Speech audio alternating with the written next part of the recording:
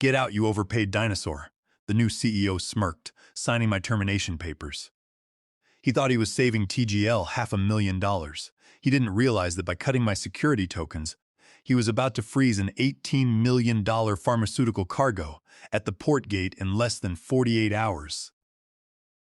Watching 20 temperature-controlled trucks idle outside the Port of Newark terminal gate, their refrigeration units humming a desperate, expensive tune, was almost peaceful. My phone lay on the diner table, buzzing with 47 missed calls from the man who had fired me 48 hours ago. The screen lit up again with a text message. "Lawrence, please. The pharmaceutical cargo is at 64 degrees. If the temperature hits 68, the entire shipment is ruined. We are losing $400,000 an hour. Pick up the phone." I took a slow, deliberate sip of my black coffee, looked out the window at the flashing red warning lights on the terminal dashboard, and let it go to voicemail. To understand how a 50-year-old logistics director ended up sitting in a greasy diner watching a multi-million-dollar supply chain freeze in place, you have to go back to 2008. That was the year Carlton Thorne, the founder of Thorne Global Logistics, hired me. TGL was a mid-sized regional freight forwarder back then, doing about $12 million in annual revenue. They had a decent fleet of flatbeds and dry vans, but Carlton had a vision. He wanted to break into the high-margin, high-risk sector of pharmaceutical cold chain logistics. Biologics, vaccines, and insulin don't just need to be shipped. They have to be monitored every single second. If a batch of temperature-sensitive drugs fluctuates by even 2 degrees Celsius during transit, the FDA regulations under Title 21 CFR Part 211 require the entire batch to be destroyed. The liability is massive. A single ruined container can bankrupt a medium-sized logistics firm. Carlton knew the risks, but he didn't have the technology to manage them. I did. Before I ever set foot in TGL's headquarters in Elizabeth, New Jersey, I had spent 5 years developing a proprietary software system called LogiCore. I started building it in 2006, when I was 30, working out of my basement after my regular shifts at a global freight forwarder. LogiCore wasn't just a tracking app. It was a dynamic routing and telemetry integration engine. It connected directly to the refrigerated trailer's electronic control units, reading real-time temperature, humidity, and door sensor data, and streamed it via cellular and satellite links to a central dashboard. More importantly, it automated the customs clearance process, interfacing directly with the U.S. Customs and Border Protection's Automated Commercial Environment API.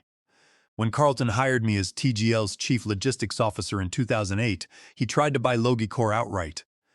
I refused. I knew the value of what I had built. Instead, we agreed to a structured arrangement. I formed a single-member LLC called Vance Tech Solutions. My LLC retained 100% ownership of the LogiCore software and all its underlying patents, including U.S. patent number 8,429,103 for dynamic cryptographic routing. Vance Tech Solutions then licensed LogiCore to Thorne Global Logistics under an exclusive lease agreement. The terms of the lease were simple but ironclad, drafted by my longtime intellectual property attorney. TGL paid Vance Tech Solutions an annual licensing fee of $250,000, billed quarterly. But the most critical clause, Clause 14B of the software licensing agreement, stated that the lease was contingent upon my active employment with Thorne Global Logistics. If TGL terminated my employment for any reason other than documented gross misconduct, or if I resigned for good reason, the software's license would immediately enter a 48-hour grace period. After 48 hours, the license would automatically terminate, and all access to the API keys, the customs database integration, and the proprietary routing tables would be revoked, unless TGL executed a buyout clause of $1.5 million. For 18 years, that agreement sat in a metal filing cabinet, forgotten by almost everyone because TGL was thriving. With LogiCore running the back end, we grew from a $12 million regional player into an $85 million international logistics powerhouse. We handled critical distribution contracts for 3 of the largest pharmaceutical manufacturers in the Northeast. My salary grew to $220,000 a year, and every quarter, TGL paid my LLC its $62,500 licensing fee. Carlton and I built TGL on mutual respect. He was a logistics guy of the old school, who understood that relationships and technical reliability were the pillars of the industry. But by 2026, Carlton's health was failing. His joints were stiff, and he wanted to spend his remaining years at his house in Florida. In January of 2026, he officially stepped down as CEO, handing the reins of the company to his 34-year-old son, Julian Thorne. Julian was a different breed. He had an MBA from a top-tier business school, wore tailored gray suits that looked too tight, and spoke in a rapid-fire cadence of buzzwords he had picked up at tech seminars. He didn't see TGL as a service provider built on decades of trust. He saw it as an under-optimized asset, ready to be dressed up and sold to a private equity firm. The moment he took the corner office, he brought in a team of young analysts who had never seen the inside of a shipping container. Julian's goal was simple: boost TGL's earnings before interest, taxes, depreciation, and amortization, its EBITDA, by 20% within 12 months. Then flip the company to Apex Capital, a private equity group he had been wining and dining in Manhattan. The first place his analysts looked to cut costs was the payroll. I remember the first meeting Julian called in the glass-walled boardroom. He looked at the operational spreadsheet and tapped his gold pen against the table. "Lawrence," he said, his voice carrying that patronizing tone that only Ivy League nepotism can produce. "I'm looking at our software expenses. We are paying Vance Tech Solutions $250,000 a year for Logicor. On top of that, you're drawing a salary of $220,000 as Chief Logistics Officer. That's nearly $500,000 going to one person. In the modern SaaS era, this is an absurdity. We can get off-the-shelf fleet management software for $10 a truck per month. Off-the-shelf software doesn't integrate with the Customs API for specialized pharmaceutical clearance, Julian," I replied calmly. "And it doesn't have our proprietary dynamic routing that bypasses port congestion. Logicor is the reason we haven't missed a delivery window in 9 years." Julian smirked, waving his hand dismissively. "It's code, Lawrence. It's lines of text. We own the company, which means we own the tools. I've already instructed our IT director to begin migrating our databases. We are going to modernize TGL, with or without the dinosaurs." I looked at him, seeing the absolute certainty in his eyes, the dangerous confidence of a man who didn't know what he didn't know. I didn't argue. I just stood up, gathered my notepad, and said, "I suggest you read the licensing agreement in the corporate vault before you make any sudden moves, Julian." He didn't read it. He was too busy preparing for the Apex Capital audit, convinced that I was just an overpaid veteran protecting his turf. He had no idea that he was about to pull the pin on a grenade that would detonate his father's entire legacy. 3 weeks after that boardroom meeting, the hammer fell. It was a rainy Friday afternoon in mid-April. The clock on my office wall read 3:15 p.m. when Julian's administrative assistant knocked on my door and told me the CEO wanted to see me in his office immediately. When I walked in, Julian wasn't alone. Sitting next to him was a young man in his late 20s named Kyle, whom Julian had hired 2 weeks prior as our new director of systems integration. Kyle was holding a tablet and looking nervous. Julian didn't ask me to sit. He remained behind his massive mahogany desk, tapping his fingers on a leather folder. "Lawrence," he began, his voice flat and transactional, "we've completed our operational audit ahead of the Apex Capital visit next month. As I suspected, our technology overhead is bloated. More specifically, your dual status as an employee and an external software vendor represents a conflict of interest that our legal team is uncomfortable with." I pulled up a chair anyway and sat down, crossing my legs. "There is no conflict of interest, Julian. Your father and the board approved the licensing agreement in 2008. It was reviewed by TGL's general counsel every year during the annual audit." "Well, my father isn't running the company anymore," Julian said, his eyes narrowing. "And the industry has changed. We need to consolidate our intellectual property. Kyle here has analyzed Logicor. He tells me it's a relatively straightforward telemetry database with a customs interface. We've already initiated a data migration. I have a document here for you to sign. It's an intellectual property assignment agreement. It transfers all rights, patents, and source code for the Logicor system to Thorne Global Logistics in exchange for a nominal transition payment of $50,000. I looked at the document he pushed across the desk. I didn't even pick it up. $50,000 for a system that automates $85 million in annual shipments and holds a registered U.S. patent? You must be joking, Julian. It's not a joke, Lawrence, Julian sneered. You developed this software while working as TGL's chief logistics officer. Legally, that makes it a work for hire. The intellectual property belongs to the company that paid your salary. I built the core architecture of LogiCore between 2006 and 2008 before I ever signed an employment contract with TGL, I said, keeping my voice steady. And the licensing agreement signed by your father explicitly states that Vance Tech Solutions LLC retains full ownership. The software is leased, not sold.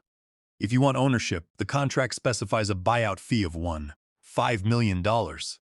Julian laughed. A dry, arrogant sound. We aren't paying you $5 million, Lawrence. In fact, we are terminating your employment. As of right now, you are fired. And because you are refusing to cooperate with the transition of company property, we are terminating you for cause. Insubordination and breach of fiduciary duty. That means no severance, no PTO payout, and no transition bonus. He leaned forward, placing his palms flat on the desk. Kyle has already disabled your Active Directory credentials. We have access to the local servers running LogiCore in our Elizabeth warehouse. We don't need your cooperation. Kyle, do we have the system? Kyle cleared his throat, looking at his tablet. Yes, Julian. We've locked Lawrence's personal admin account and created a new master admin login. We've cloned the database. The system is running fine on our local servers. You see, Lawrence? Julian said, a smirk spreading across his face. The era of the dinosaur is over. I have a security guard waiting outside. You have 20 minutes to pack your personal belongings from your office. If you attempt to access any company systems, we will have you arrested for corporate espionage. Have a nice life. I sat there for a moment, looking at Julian, then at Kyle. Kyle wouldn't meet my eye. He knew enough about networks to clone a database, but he clearly didn't understand the underlying architecture of a distributed cloud system. He didn't know about the external API authentications, the encrypted customs tokens, or the weekly license verification handshakes. Understood, I said. I didn't yell. I didn't threaten. I didn't mention the contract. I stood up, walked back to my office, and placed my coffee mug, a framed photo of my late dog, and a few personal notebooks into a cardboard box. The security guard, an older man named Marcus whom I had known for 10 years, looked embarrassed as he stood in the doorway. I'm sorry, Lawrence, Marcus muttered. Just doing my job. I know, Marcus. No hard feelings, I said. Before I walked out, I signed the standard HR exit interview form that Julian's assistant handed me. In the signature block, I wrote my name, and next to it, in clear capital letters, I added, "Sign under protest and without prejudice." I walked out of the Thorn Global Logistics building at 4 p.m. on Friday. The rain was coming down hard, splashing against the asphalt of the employee parking lot. I got into my truck, placed the cardboard box on the passenger seat, and drove home. When I reached my house, I went straight to my basement office and booted up my personal computer. I logged into my Vance Tech Solutions AWS console. TGL's local servers in the warehouse did indeed run a cloned copy of the user interface, but the heavy lifting, the dynamic routing algorithm, the live telemetry decoding, and the secure VPN tunnel that connected TGL directly to the CBP Customs database ran on my private AWS servers. Every Sunday night at 11:59 p.m., the local TGL servers were programmed to perform a cryptographic handshake with my AWS server to download the updated customs exchange keys and validate the software lease. If the handshake failed, the local system would lose its connection to the customs API, and the telemetry decoding pipeline would shut down, rendering the tracking dashboard useless. Julian and Kyle thought they had seized the machine. They didn't realize they had only taken the steering wheel, while I still held the engine keys in my pocket. I opened my email and sent a single PDF document to my intellectual property attorney with a brief message. Julian Thorne has terminated my employment without cause and seized our local databases. Please issue the formal notice of software lease termination and copyright infringement. The 48-hour clock starts now. Then, I closed my laptop, walked upstairs, and poured myself a glass of bourbon. The weekend was going to be quiet, but Monday morning was going to be an absolute bloodbath. By Saturday morning, my attorney, Arthur Pendleton, a sharp, 70-year-old contract specialist who had drafted the original 2008 lease, had already sent a formal cease and desist letter. The letter was delivered via certified mail and urgent email to Julian Thorne and TGL's general counsel. It laid out the facts in cold, indisputable legal prose. Lawrence Vance's employment was terminated without cause on Friday, April 17, 2026, at 4 p.m. Under Clause 14B of the Software Licensing Agreement, the license for Logicor entered its 48-hour grace period, which would expire on Sunday, April 19, 2026, at exactly 4 p.m. The letter gave TGL two choices: either pay the contractually mandated buyout fee of $5 million to Vance Tech Solutions LLC to acquire the software rights, or immediately cease all use of the Logicor software, including the database clone and telemetry pipelines. Julian, true to form, ignored it. TGL's general counsel, a corporate yes-man who valued his salary more than his professional integrity, sent back a boilerplate response at noon on Saturday, stating that TGL disputed the validity of the contract, claimed sole ownership of the software under the work-for-hire doctrine, and warned that any disruption to TGL's operations would result in immediate legal action for damages. I smiled when I read their response. Julian thought he was playing corporate chicken. He believed that because he had a team of expensive lawyers, he could tie me up in federal court for years while continuing to use my software for free. He didn't realize that in the digital age, a court injunction isn't the only way to enforce property rights.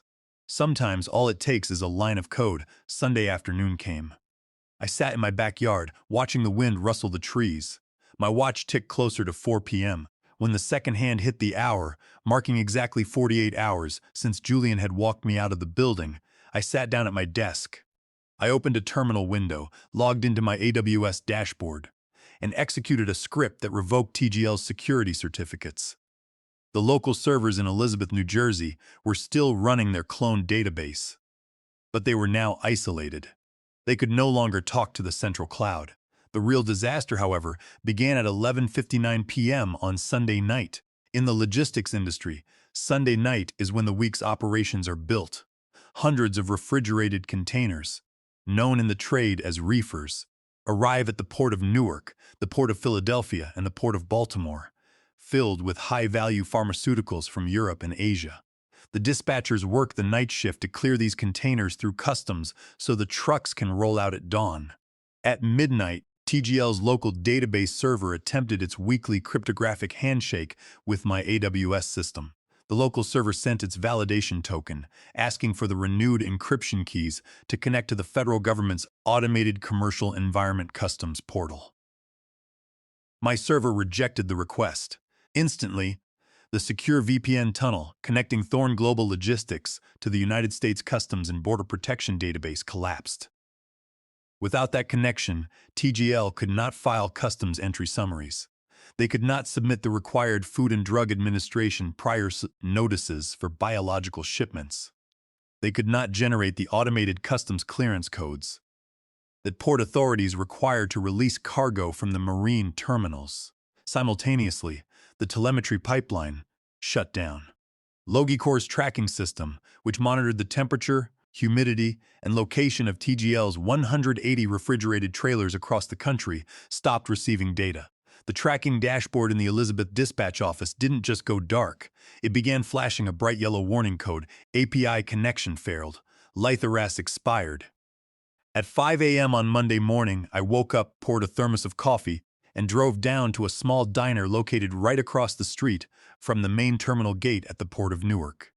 It was a spot I had visited hundreds of times during my 18 years with TGL. I took a booth by the window, ordered a plate of eggs and bacon, and watched the chaos unfold. By 5:30 a.m., TGL trucks began arriving at the port terminal gates to pick up the pharmaceutical containers. Under normal circumstances, the driver would pull up to the gate. The optical scanner would read the container number, match it with the pre-cleared customs entry filed by Logicor, and the gate barrier would lift in less than 30 seconds.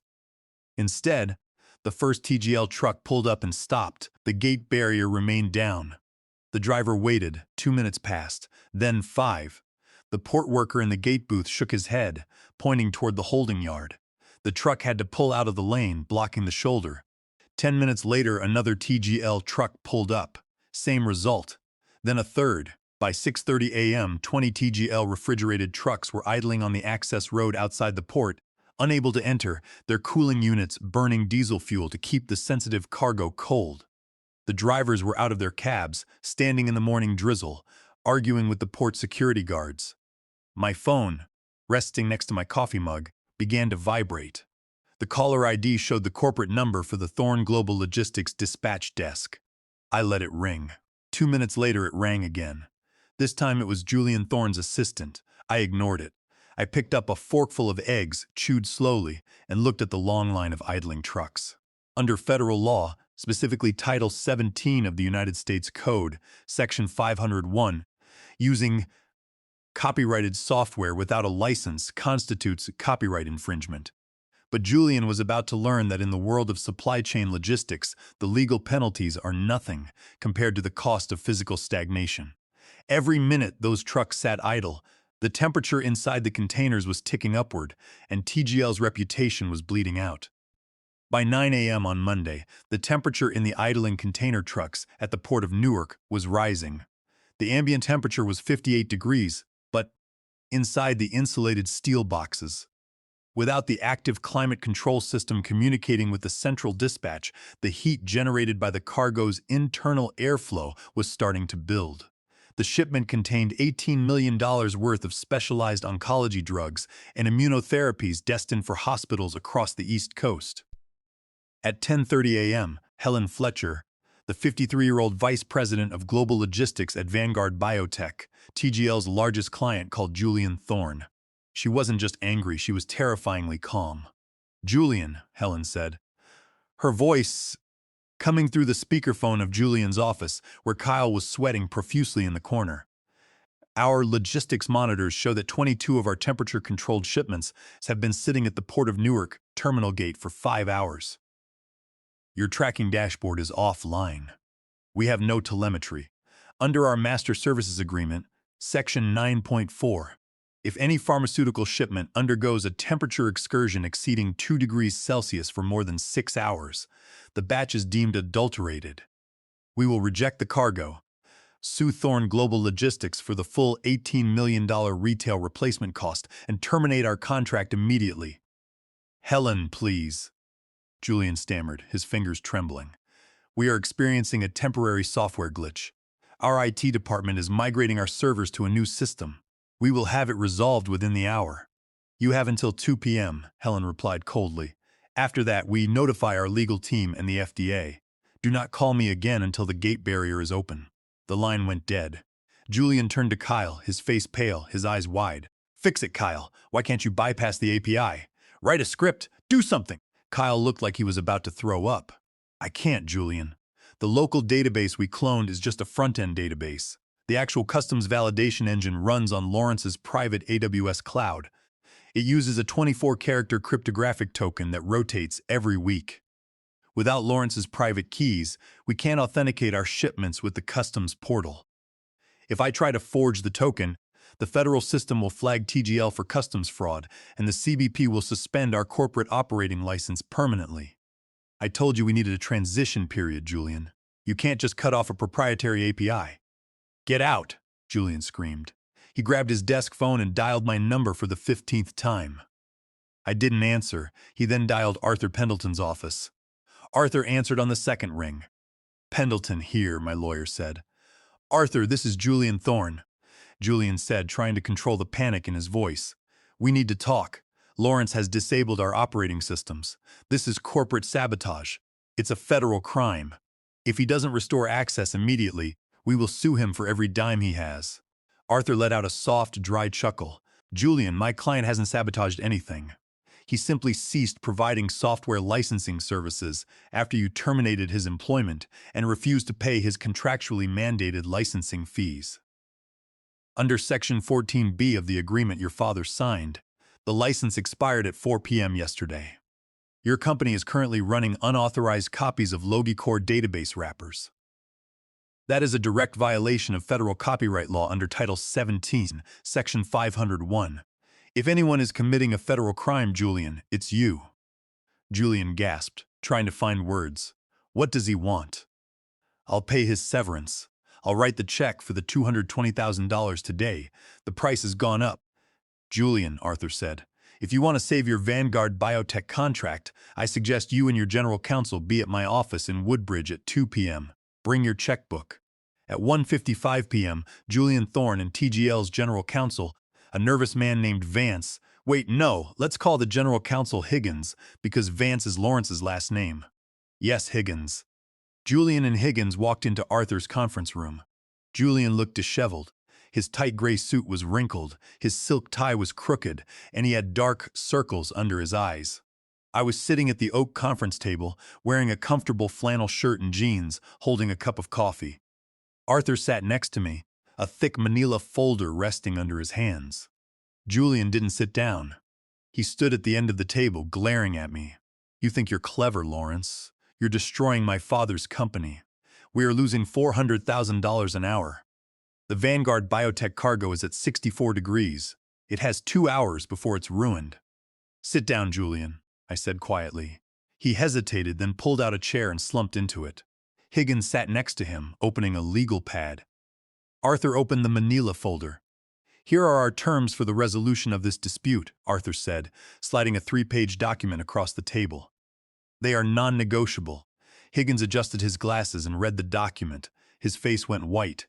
He leaned over and whispered to Julian, but Julian snatched the paper from his hand. Are you insane? Julian yelled, reading the numbers. 1.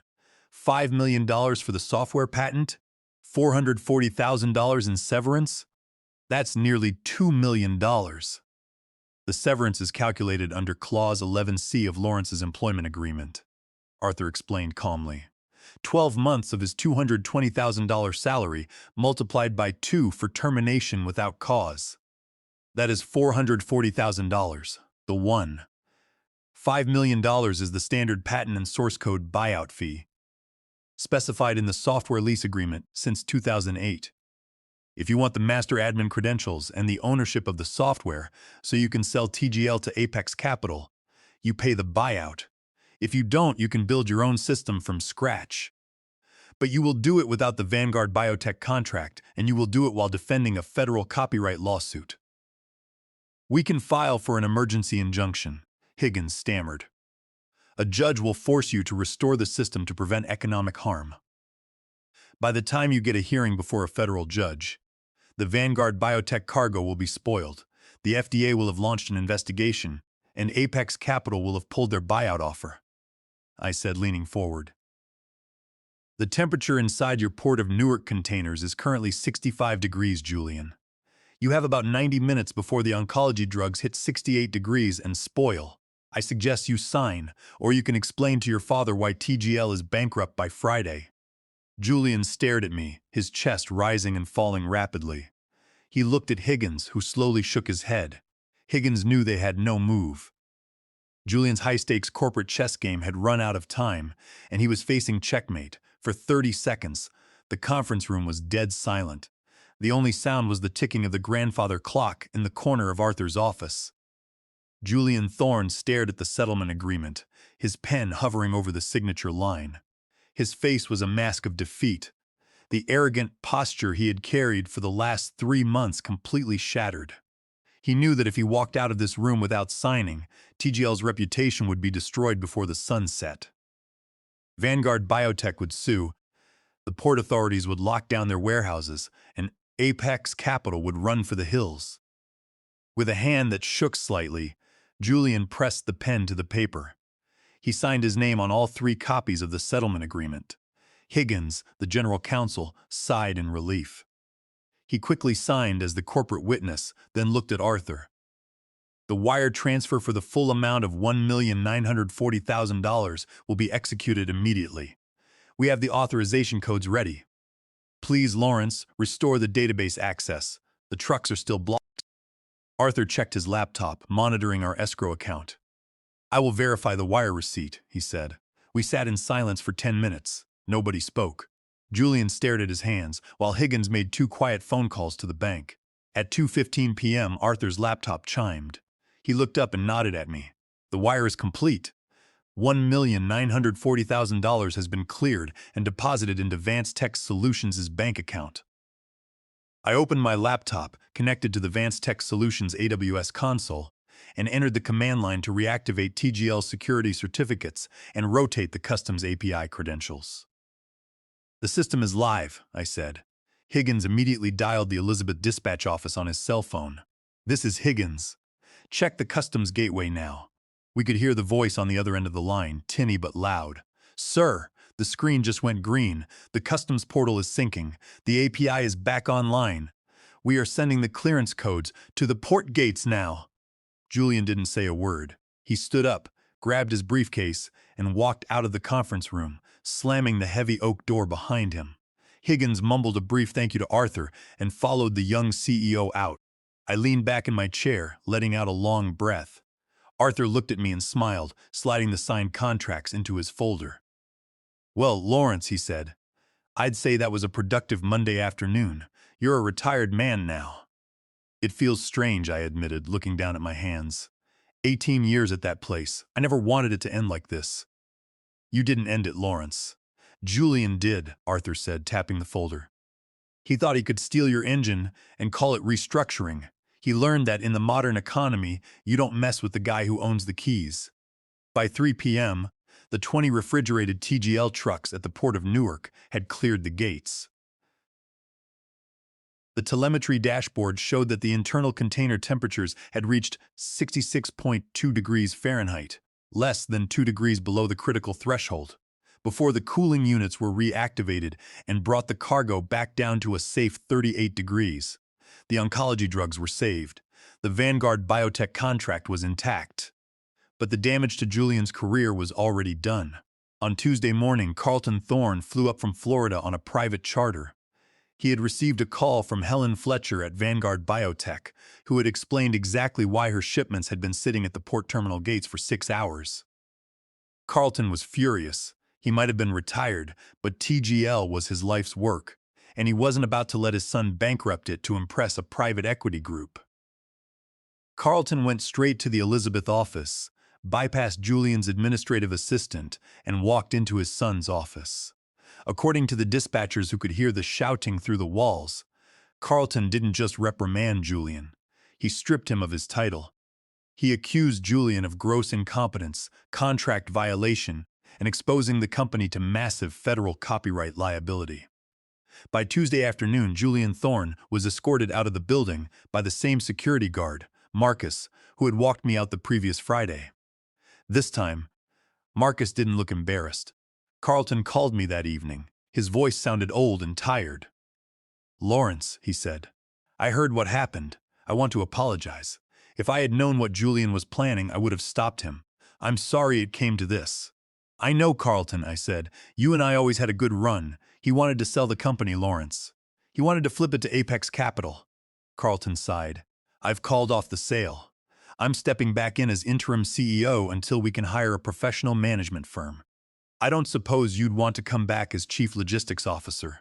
I'll double the licensing fee for Logicore." "I appreciate the offer, Carlton," I said, looking out the window of my house at the setting sun. "But the paperwork is signed. TGL owns Logicore now. You have the master source code and the patents. Kyle knows enough to keep it running if he doesn't mess with the API. I think it's time for me to enjoy my retirement." Carlton was silent for a moment. "I understand. You earned it, Lawrence."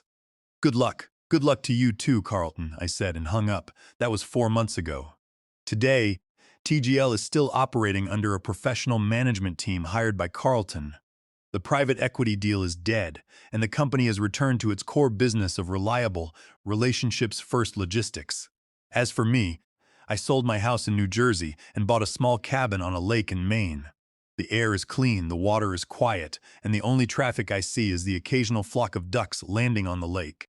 Sometimes, when I'm sitting on my deck in the evening, drinking a glass of scotch and listening to the wind in the pines, I think about Julian Thorne. I think about him sitting in some corporate office in New York, trying to explain to his private equity friends how a 50-year-old guy with a flannel shirt and a line of code took him for nearly $2 million in a single afternoon. In the supply chain of life, everyone thinks they can control the trucks, the ships, and the warehouses. But they forget that the whole system runs on the silent, invisible gears of trust and integrity. And if you try to pull the teeth out of those gears, the whole machine will grind to a halt, leaving you standing in the rain watching your empire rot.